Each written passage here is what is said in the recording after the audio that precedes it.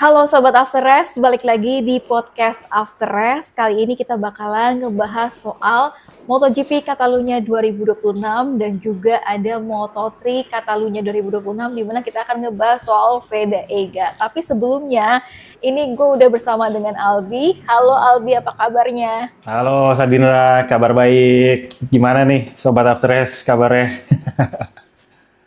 Aduh, kayaknya masih shock ya habis nonton MotoGP nih, kayaknya chaos banget ya.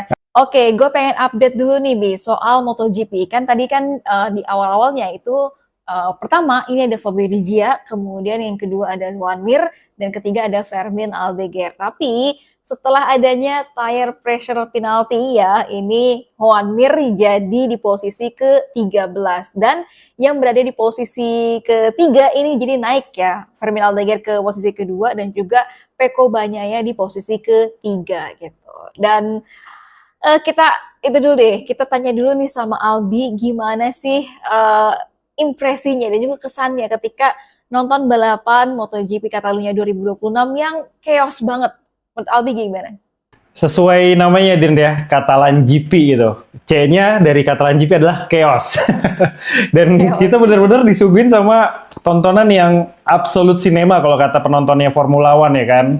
Dimana kalau misalnya kita lihat tuh dari jalannya balapan di awal itu sebenarnya udah memberikan apa ya, kesan yang seru gitu. Balap-balapan antara Pedro Acosta, ada juga ada Alex Marquez, terus juga ada Jorge Martin, ada Johan Zarco, terus juga ada Raul Fernandez. Itu sebenarnya di awal tuh udah bagus gitu. Dan gue bisa menikmati balapannya tuh dengan sangat enjoy gitu karena pertarungannya bener-bener ya seperti biasa ya Drin ya, di saat lagi nggak ada Marc Marquez biasanya tuh pembalap-pembalap yang underrated yang nggak pernah kita jagoin bakal ada di posisi terdepan ataupun di podium nih mulai kelihatan beringas gitu loh karena rajanya lagi nggak ada gitu kan.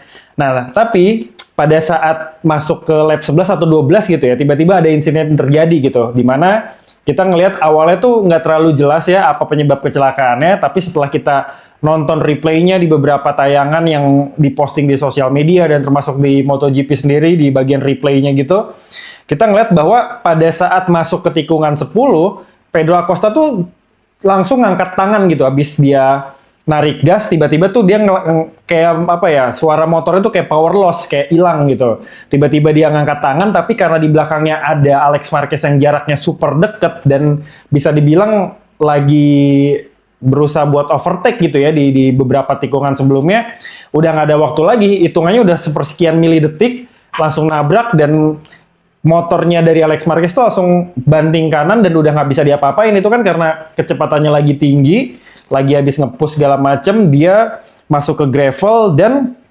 celakanya itu mepet banget sama tembok ataupun pagar pembatas antara sirkuit dengan bagian safety zone dari luar sirkuit itu sendiri. Dan motornya kita lihat jungkir balik beberapa kali, gua takut banget itu motor nibanin beberapa pembalap yang ada di belakangnya yang mau lewat ya, kayak ada Fabio Di Gia, ada Johan Zarco segala macem. Dan ya memang pada akhirnya Fabio Di Gia jadi salah satu korban. Dia sempat ngehantem beberapa part-part kecil gitu dan selamat, tapi tiba-tiba ada bagian daripada set roda depan motornya Alex Marquez. Jadi kalau misalnya kita lihat replaynya dan ada foto dari fotografer itu rodanya masih utuh, terus juga ada apa namanya garpu atau si suspensi depannya itu masih nempel gitu ya, dan itu ketabrak sama Fabio Di Gia dan Fabio Di Gia juga crash. Nah, kalau misalnya kita ngeliat secara seksama, Alex Marquez juga pada saat dia crash itu langsung ke pojokan, ngantem tembok dan beberapa kali jungkir balik, dan itu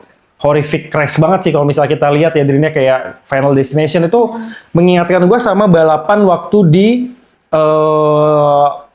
ini ya Red Bull Ring kalau nggak salah beberapa tahun lalu yang hampir menjadikan Maverick Viñales dan juga Valentino Rossi sebagai korban dari kecelakaan yang terjadi antara Franco Morbidelli sama siapa ya satu lagi tuh gue agak lupa tuh. Ya pokoknya itu, dan motornya tuh sampai terbang, hancur berkeping-keping, debrinya juga banyak banget, dan mau nggak mau akhirnya race director itu meminta Marshall buat mengibarkan red flag kan, dan akhirnya balapan pun harus ditunda dan akan melakukan sesi restart sendiri. Jadi itu udah ngasih kita tontonan yang sangat dramatis. Kita juga nggak tahu pada saat Alex Marquez itu kecelakaan nasibnya seperti apa, tapi kan akhirnya muncul di pemberitahuan bahwa Alex Marquez dan sejumlah pembalap yang terlibat dalam kecelakaan tersebut dalam kondisi yang sadar gitu. Nah, update-nya memang kalau misalnya teman-teman juga udah lihat bahwa Alex Marquez ini mengalami sejumlah cedera ya, mulai dari patah collarbone sebelah kanan. Sebenarnya patah collarbone sebelah kanan atau tulang selangka ini banyak terjadi atau dialami sama para pembalap-pembalap di kelas MotoGP ya. Marc Marquez itu juga pernah, Maverick Viñales juga pernah, Jorge Martin juga pernah.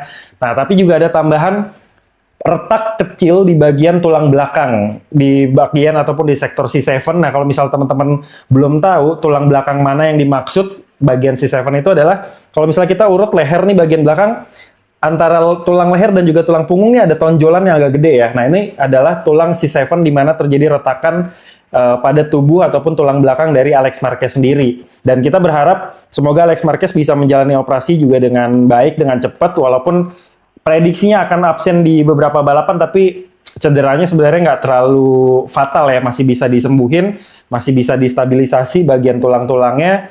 Ya, kita berharap Alex Marquez ini bisa segera pulih dan lanjut ikut balapan lagi. Jadi duo Marquez nih adik kakak, baik itu Marc Marquez dan juga Alex Marquez, sayang banget harus mengalami cedera dari dua seri berturut-turut ini. Ya, kita doakan supaya mereka berdua cepat sembuh dan juga cepat sehat ya, Drin ya.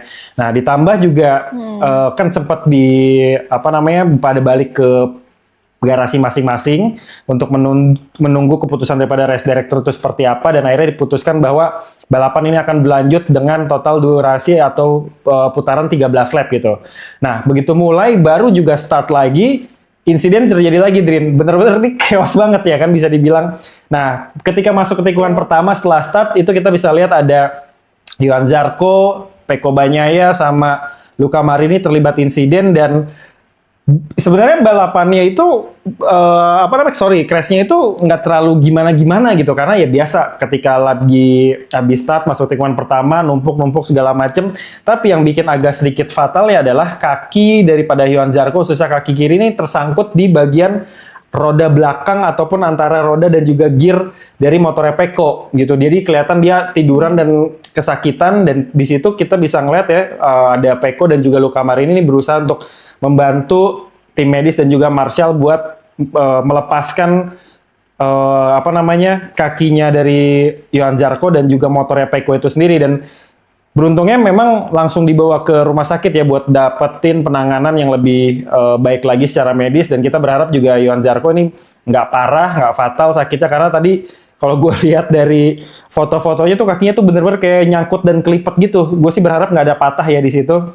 Gue berharap nggak ada patah atau nggak ada retakan dan hanya kayak kesleo ataupun salah urat aja kalau kita bilang gitu ya. Dan ini dua kecelakaan yang terjadi di Catalan GP bikin kita harusnya jadi ini ya, sebagai supporter tuh kembali mengingat bahwa MotoGP itu bukan sekedar ajang olahraga biasa, Drin, tapi juga balapan yang cukup ekstrim.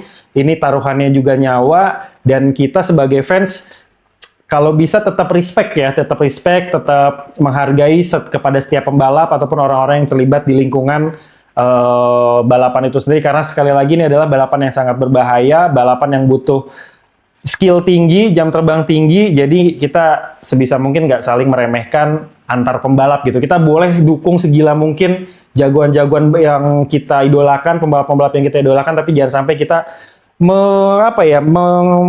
underestimate pembalap-pembalap lainnya, karena ya itu tadi balapannya begitu parah, siapa aja ini bisa jadi korban, bahkan nyawa bisa jadi taruhannya. Nah, terus setelah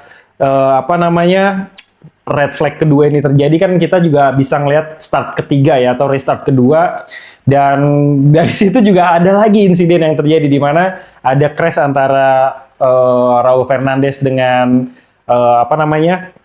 Jorge Martin. Terus juga menjelang akhir daripada balapan ini sendiri, ketika Fabio Di Gio udah berhasil berada di depan, kita juga melihat pertarungan antara Pedro Acosta dan juga Ai Ogura. Di situ udah tinggal tikungan terakhir menuju garis finish. Kita lihat Pedro Acosta jatuh dan nggak bisa masuk ke garis finish. Nih bisa dibilang balapan yang paling plot twist, dan juga bagi beberapa pembalap kayak Fabio Di Gia tentunya dengan 2 kali restart yang ada atau 3 kali start yang diberlakukan, ini jadi keuntungan buat dia walaupun sempat crash kena serpihan-serpihan daripada motornya Alex Marquez, terus juga dari Pedro Acosta sendiri. Ini bisa jadi balapan yang ya itu tadi menyebalkan gitu. Dia udah beberapa kali memimpin di depan, pada akhirnya kesusul dan harus crash. Jorge Martin juga tadi kelihatan dia gondok banget. Dia udah punya pace yang bagus sebenarnya di balapan ataupun di start yang awal, tapi di start ketiga dia harus bersenggolan dengan Raul Fernandez, dan pas balik ke pedok setelah balapan selesai, dia kelihatan ngomel-ngomel ya.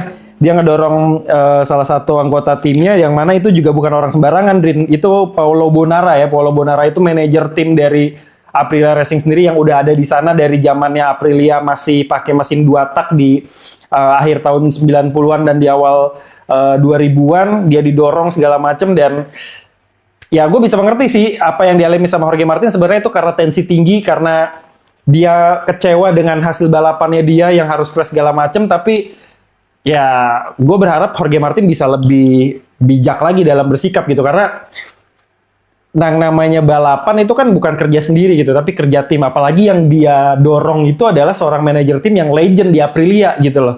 Jadi ya gue berharap kedepannya secara attitude Jorge Martin bisa lebih manage emosinya lagi, bisa juga lebih tenang lagi. Ya kita tahu dia balapan bagus segala macam, tapi kalau misalnya emosinya meledak-ledak, ya kita yang menonton juga kayak apaan sih nih, kayak gitu. Ya lebih kurang gitu sih di Catalan GP. Ya kalau bisa bilang chaos parah, tapi juga bisa memberikan hasil balapan ataupun tontonan balapan yang menurut gue cukup menghibur, absolute cinema gitu, Drin. Oke, gue pengen nanggapin soal Jorge Martin dulu nih. Jadi tadi memang Jorge Martin juga udah klarifikasi gitu ya di MotoGP, kemudian juga di media scrum. Dia bilang dia akhirnya minta maaf gitu dengan sikapnya dia yang masuk ke box, kemudian juga sempat ngedorong Paulo Bonara dan juga sempat ngeriakin gitu ya. Bahkan juga ada Massimo Rivola di situ gitu. Massimo Rivola agak kaget juga, kemudian juga sempat nenangin si Jorge Martin ini gitu. Nah, kemudian juga ada Pecco Bagnaia nih, Bi. Pecco itu dia kan ngeposting di Instagramnya soal MotoGP Catalunya 2026 ini.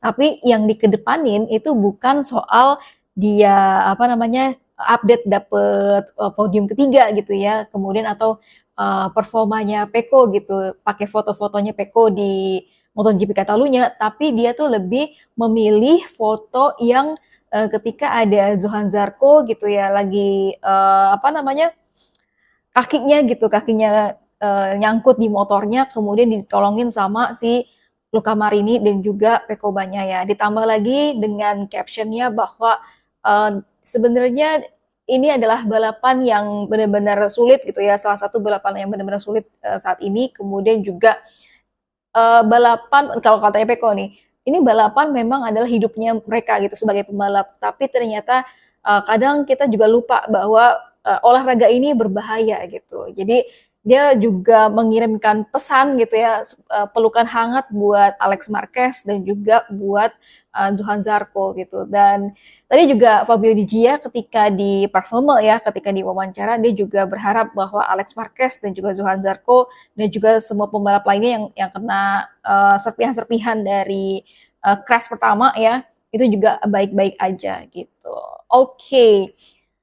Ya, tentunya gimana ya, Bi? Kita tuh juga seru sih kalau misalkan ada yang crash gitu, tapi tetap aja kita nggak mau ya kalau misalkan pembalapnya kenapa-napa. Terus juga gue pengen banget kepada sobat After Race gitu, ini jangan main apa ya kayak pokoknya respect all riders lah ya. Itu kan juga ini sebagai olahraga yang berbahaya gitu. Jangan jangan ketika ada seseorang pembalap yang crash gitu malah di wah, alhamdulillah gitu, gembira gitu kalau misalkan itu bukan pembalap idolanya dia gitu. Dan gue berharap nggak kayak gitu sih ya untuk sobat After Race gitu.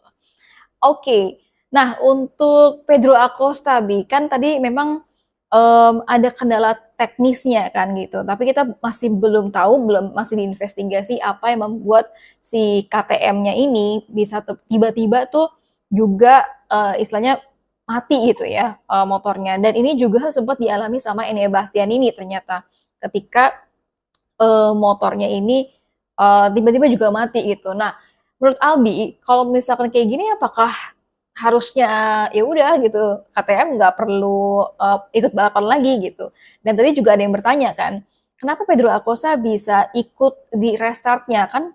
Pedro Acosta juga apa mati nih motornya gitu kan. Nah, tapi ternyata kan Pedro Acosta itu juga dibantuin ya sama sama Jack Miller dan juga Jack Miller sama Toprak ya. Dia di apa namanya di towing ya Disetut.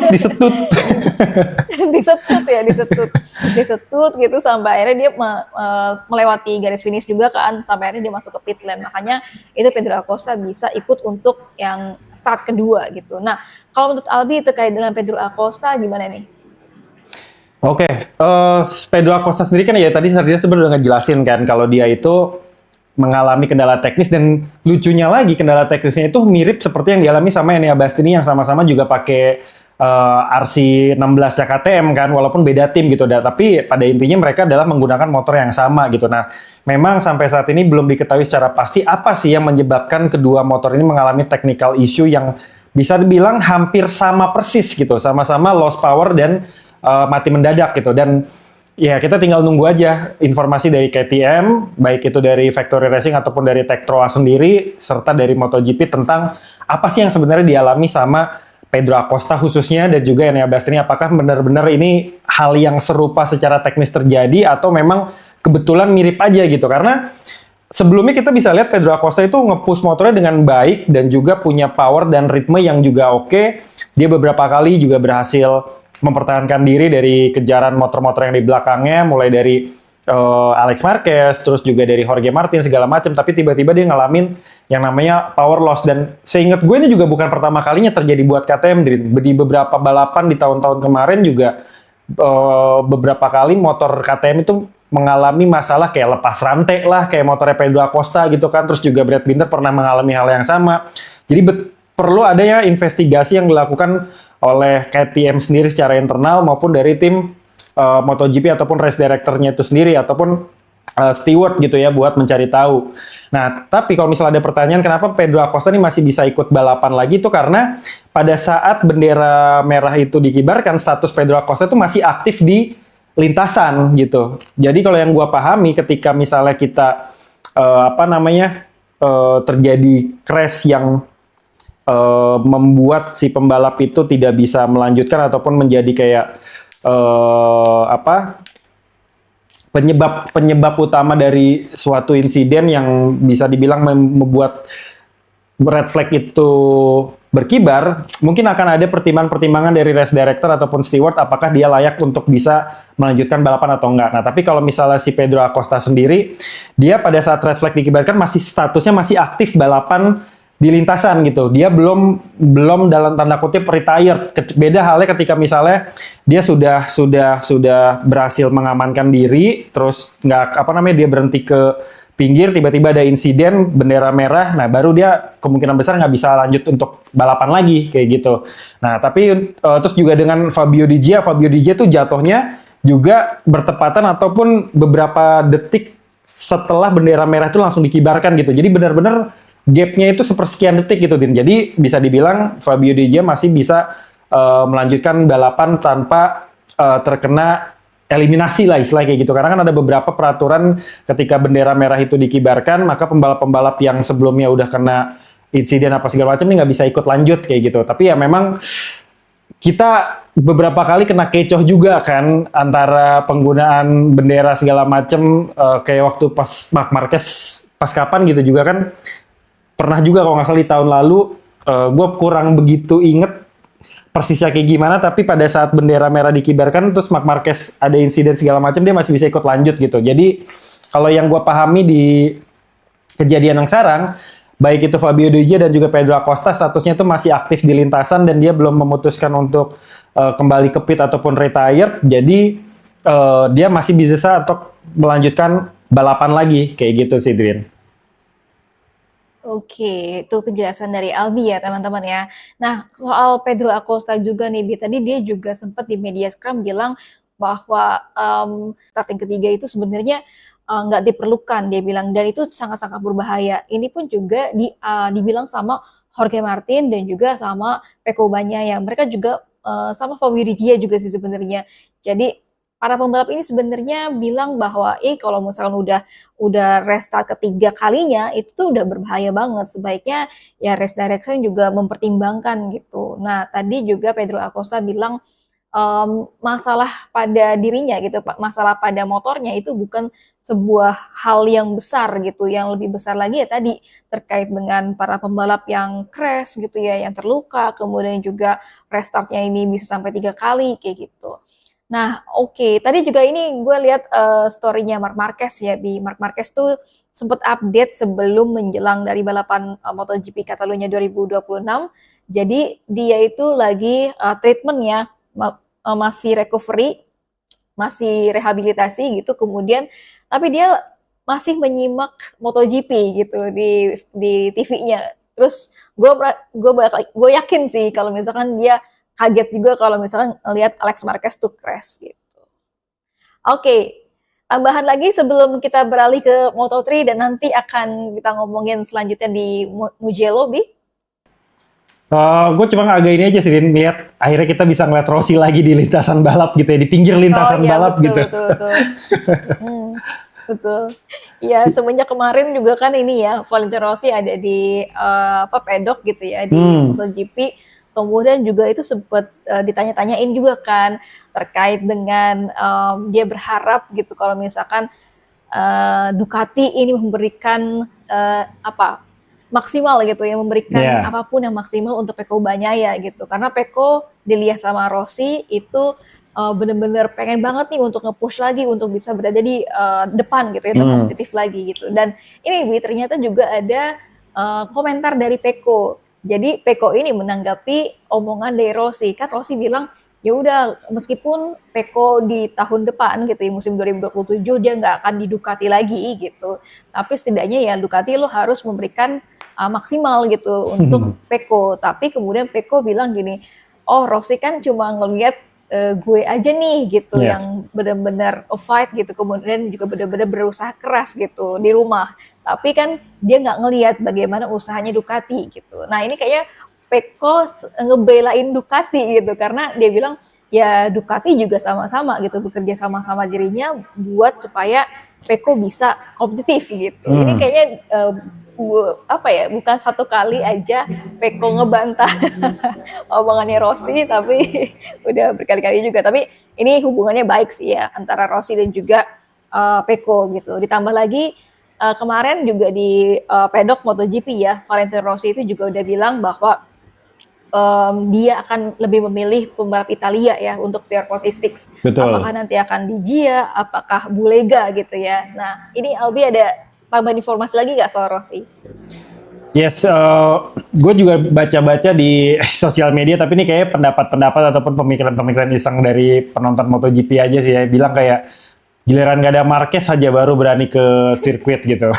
Nah tapi kalau gue melihat bener Din, dia datang itu sebenarnya bukan karena nggak ada Marquez di akhirnya berani datang, bukan sih. Kayaknya mereka berdua nggak sebegitunya gitu loh.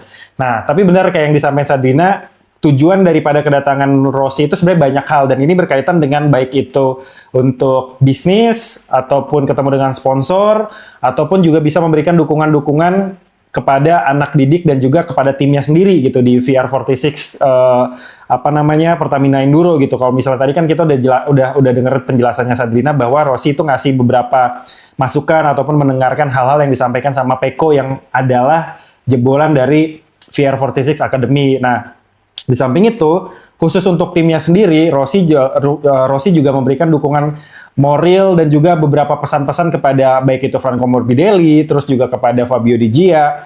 Nah, ada wawancara juga sama Franco Morbidelli yang bilang bahwa kedatangan Rossi ke sini itu sebenarnya banyak melakukan identifikasi terkait dengan balapan yang dilakukan oleh anak didiknya gitu. Kayak misalnya walaupun dia sudah pensiun dari lintasan balap MotoGP, dia masih bisa melakukan pengamatan gitu, Drin. Kayak misalnya Franco tuh bilang kalau Rossi itu masih bisa ngebaca ataupun mengenali gaya ataupun motor dari tunggang-tunggangan para peserta didiknya. Dia tahu caranya titik pengereman yang baik itu di mana dan bagaimana. Dia juga tahu buat exit cornernya itu seperti apa, angle-nya seperti apa. Dan itu membuat Franco Morbidelli dan juga Fabio Di Gio itu sempat takjub gitu. Gila nih, Rossi udah pensiun tapi masih bisa mengamati dan memberikan masukan ke kita-kita untuk gimana sih cara bawa motor yang benar gitu. Ini motor Ducati seperti ini, aerodinamikanya sedemikian rupa, gimana nih cara bawanya, dan itu dikasih semua ke anak-anak ataupun kepada timnya sendiri untuk diobservasi dan dilakukan eksekusinya di lintasan balap. Dan itu terbukti gitu, Fabio Di Gio hari ini bisa memenangkan balapan dengan baik. Dia finish pertama, terus juga dapat apresiasi. Ya mungkin ada omongan di belakang ini semua ketika misalnya Fabio Di Gio, oke, kalau misalnya gue bisa menang nih, gue akan mempertimbangkan buat lanjut di tim ini tahun depan. Siapa tahu seperti itu gitu kan, karena dia sama KTM juga baru obrolan kan. Jadi Uchiho juga bilang bahwa Fabio Di Gio ini statusnya masih obrolan, memang hampir pasti, tapi masih bisa digoyahkan. Apakah nantinya dia bisa balik lagi atau bertahan di VR46 atau akhirnya tetap hengkang ke KTM yang mungkin punya penawaran lebih baik, tim pabrikan dan segala macamnya kayak gitu. Jadi kedatangan Rossi ya bisa memberikan semangat ataupun pesan-pesan buat peserta didiknya. Dan ya gue juga cukup senang sih akhirnya bisa ngelihat seorang legenda balap MotoGP ada di tepi lintasan lagi kayak gitu sih, Drin. Oke, itu ada Valentino Rossi dan juga ada Max Biaggi juga ya waktu kemarin kita lihat. Oh iya betul, ada Max Biaggi juga di Aprilia ya. Betul. Tadi kita udah ngomongin MotoGP, kali ini kita ke Moto3, ada Fede Ega ya. Fede Ega ini dari posisi start ke-20, dia finish ke-8 ya. Gapnya ini 0,984 detik dari posisi pertama, yaitu ada Maximo Quiles. Nah, di ini gue mau sharing dulu ya soal tanggapannya Fede Ega setelah hasil balapannya itu di posisi ke-8 ya. Jadi gue bacain aja apa kata Fede Ega. Jadi Fede Ega bilang gini, hari ini adalah balapan yang sangat bagus dan juga penting bagi saya, bagi Fede Ega ya. Sebagai pembalap rookie di Moto3, setiap balapan memberikan Fede Ega ini lebih banyak pengalaman dan tentunya membantu Fede Ega memahami lebih baik bagaimana mengelola situasi yang seperti yang tadi ya, yang terjadi di Moto3 Catalunya. Dan memulai dari belakang lagi seperti di Moto3 Jerez waktu kemarin, berjuang gitu ya untuk bisa berada di depan, berada di kelompok depan. Dan menurut dari Fede Ega ini adalah sesuatu yang sangat positif bagi Fede Ega. Dan Fede Ega ini tahu banget kalau dia punya kecepatan yang bagus selama balapan dan berhasil memulihkan banyak posisi di awal. Karena kan di start dari 20, kemudian dia di posisi ke-12 dulu ya, terus kemudian sempat ke-13. Menurut dari Fede Ega, ini pada satu momen saya sedikit terlalu memaksakan diri dengan ban depan, dan saya mengerti bahwa saya perlu mengelolanya dengan hati-hati karena masih ada banyak lap yang tersisa. Dan di lap-lap terakhir, itu menurut dari Fede Ega, dia kembali berusaha untuk bergabung kembali dengan kelompok di depan dan berjuang hingga akhir. Jadi bahkan dengan beberapa kesalahan kecil di lap terakhir, finish di 8 besar setelah memulai dari P20 adalah hasil yang sangat berharga dan motivasi untuk terus meningkatkan performa di Mugello nanti. Gitu Bi, kalau katanya Fede Ega setelah dari hasil balapan ya, P8 di Moto3 Catalunya 2026. Nah, kalau dari Albi, ini pendapatnya soal Moto3, Fede Ega gimana? Pendapatnya sebenarnya simple, Drin. Bangga gue, Drin. Bangga, karena apa ya, walaupun dia berhasil, walaupun pencatatannya dia itu ada di posisi 8, tapi perjuangan yang udah dilakukan sama Fede Ega itu bukan sesuatu yang bisa dipandang cuma sebelah mata doang, bukan sesuatu yang ringan, dimana Fede Ega tuh kita lihat udah berjuang banget sih. Karena kalau misalnya kita lihat dari catatannya di awal weekend, di hari Jumat, catatan daripada Fede Ega ini sebenarnya nggak terlalu bagus kalau dibandingin sama beberapa race sebelumnya gitu kan, yang bisa langsung mencetak masuk ke 10 besar ataupun langsung ke Q2 tanpa harus digodok di Q1 dulu gitu. Nah, kayak misalnya kemarin di sesi praktis sendiri, Fede Ega pada hari Jumat itu cuman bisa mencatatkan waktu di posisi ke-19 karena dia cukup dapat banyak gangguan dari pembalap-pembalap yang cooling down gitu. Jadi habis dapat set the fastest lap-nya masing-masing, tiba-tiba cooling down di area di mana Vega itu sebenarnya harusnya nge-push gitu. Jadi di situ dia akhirnya kayak stuck segala macam, kehalangin karena trafficnya juga lagi penuh di depan dia.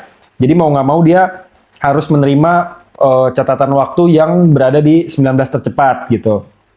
Terus juga di FP2 sebenarnya ada sedikit perbaikan, tapi dia juga masih mengalami kendala daripada hambatan dari motornya sendiri, mungkin settingan ataupun setupnya ini belum pas sama dia, tapi udah lebih baik gitu, posisi di 13. Jadi dari 19 di sisi free practice dia di sesi practice dia 19, di FP2 dia di posisi 13. Nah, terus pada saat Q1 dia berhasil posisi 7 meskipun overall dia ada di posisi 20 untuk qualifying dan juga posisi startnya gitu. Dan di situ gue sebenarnya sempat berpikir gini, jadi dia start posisi 20 tapi gue yakin dia bisa merangsak ke depan gitu. Meskipun gue nggak bisa memprediksi akan berada di posisi yang paling depan banget gitu. Tapi setidaknya masuk 10 besar bisa. Dan kejadian, Vega lap by lap pada saat lap pertama aja dia udah bisa nyalip 7 motor gitu, Drin.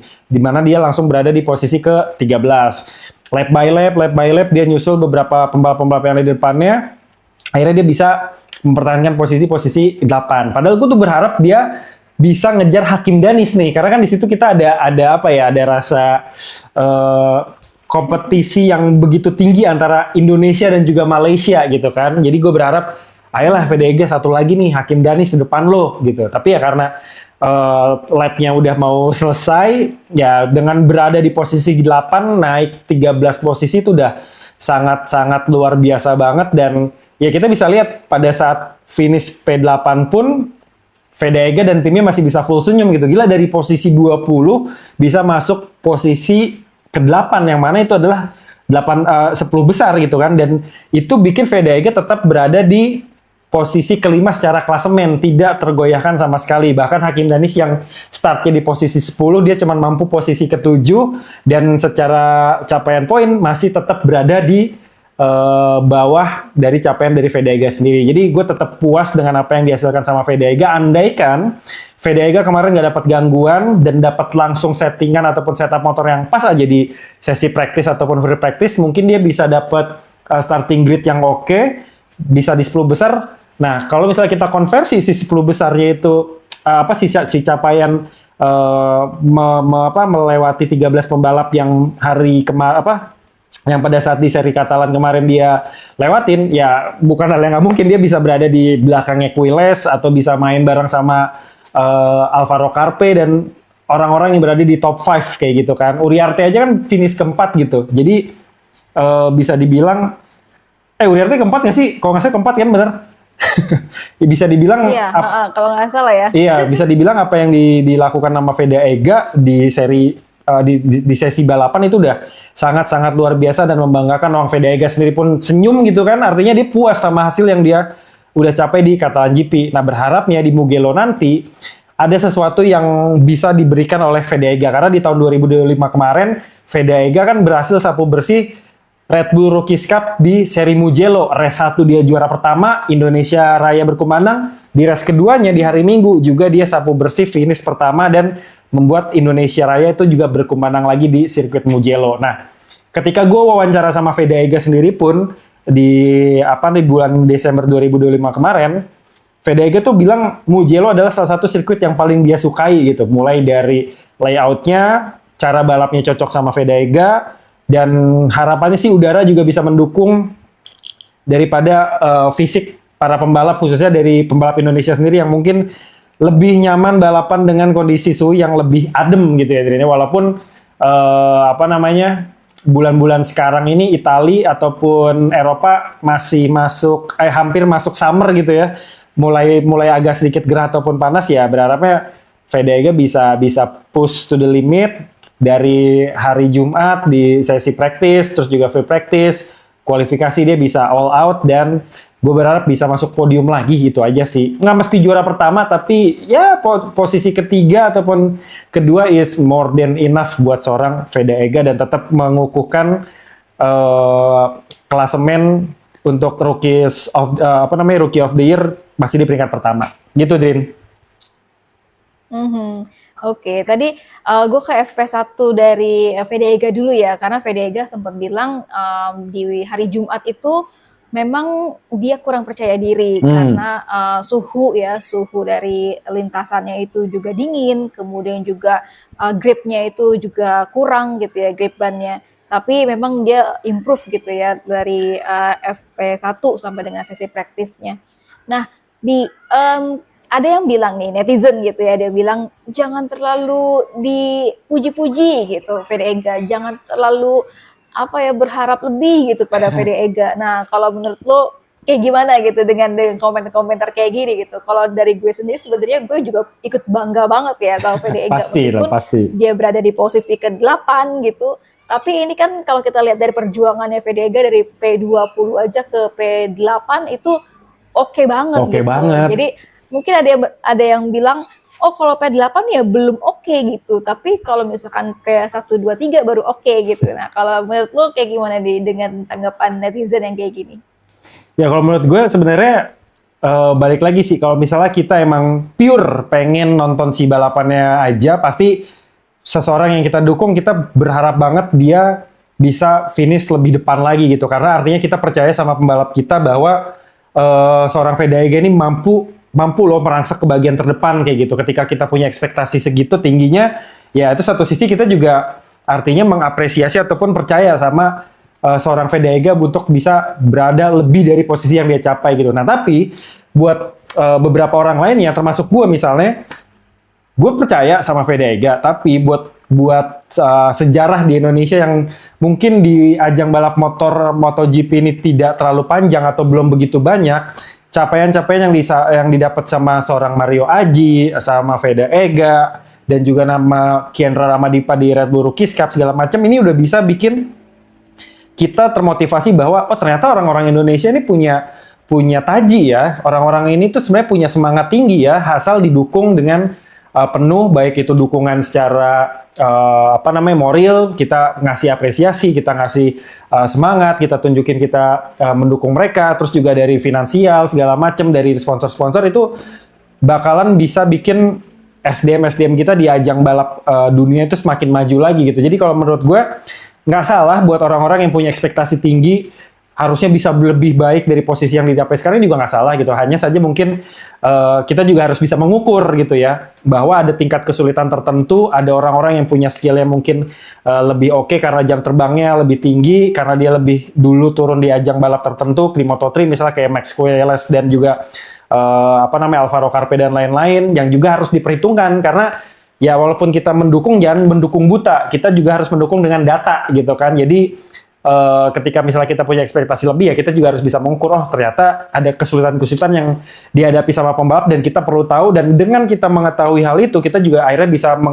mengapresiasi dan juga punya batasan oh apa yang sudah dilakukan sama mereka ini ternyata udah jauh lebih dari cukup. Kita perlu tetap apresiasi, tetap dukung dan apa namanya berterima kasih sama mereka bahwa mereka sudah memperjuangkan ataupun membawa harum nama Indonesia dan dengan Vedaiga melakukan lompatan menyusul 13 pembalap di hari di GP Catalunya kemarin pun itu juga nama Indonesia pasti diomong-omongin terus bahwa Vedaiga dari Indonesia dia berhasil menyusul pembalap apa dari posisi 20 finish di posisi 8 itu juga udah bikin kita kayak wah mantep banget sih nih kayak gitu sih. Jadi ya menurut gua teman-teman yang nonton juga harus punya sense seperti itulah gitu istilahnya.